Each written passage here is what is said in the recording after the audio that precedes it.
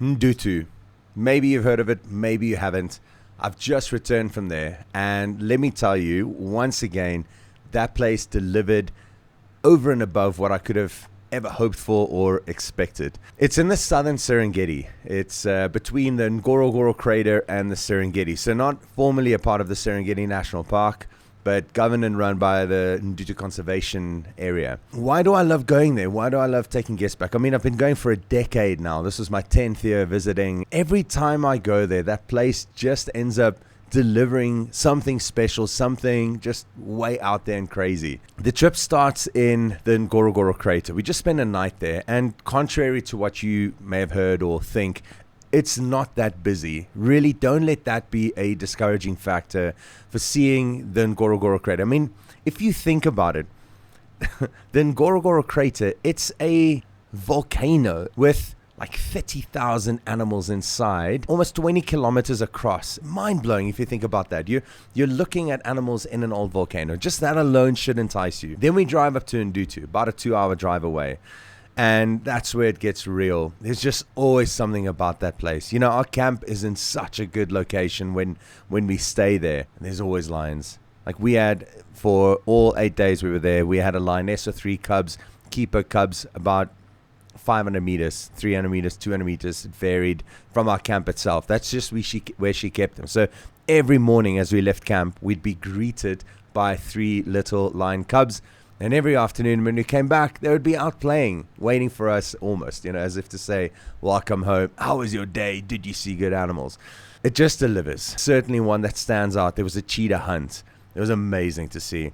Mother and cub, the cub about a year old. To see the focus on that cub, first of all, that cub just mirrored the mother's movements. It was incredible just to see how she watched the mom, every move. When the mom sat down, she sat down. When mom stalked, she stalked. And in the end, they got close to a herd of Thompson's gazelle. We managed to get into a really good position, and boom, she striked. And the chase was on. She caught and killed. The cub was right there.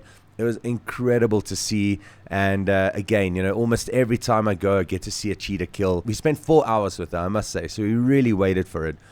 But if you spend the time in Ndurtu, you're probably going to see a cheetah killing either a young wildebeest or, you know, sub-adult wildebeest, gazelle, Thompson's, maybe Grant's. A sighting that just blew our minds was male lions at the edge of Lake Ndurtu. When I tell you, it was special. I mean, we found these males. There were first I saw one, then another appeared, and in the end, 4 male lions appeared on the edge of the lake, about 50 or 80 meters from the lake.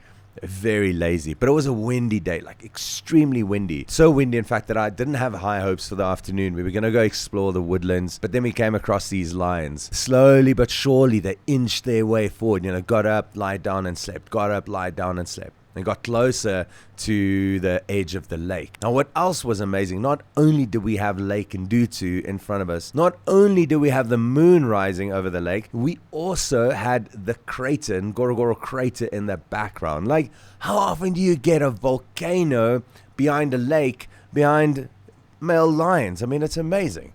It just set the scene for something truly spectacular. And then, because of all the wind that was just pounding the shore of the lake, there was a lot of foam, white foam that accumulated on the edge of the lake, and it was still being moved around by the strong winds.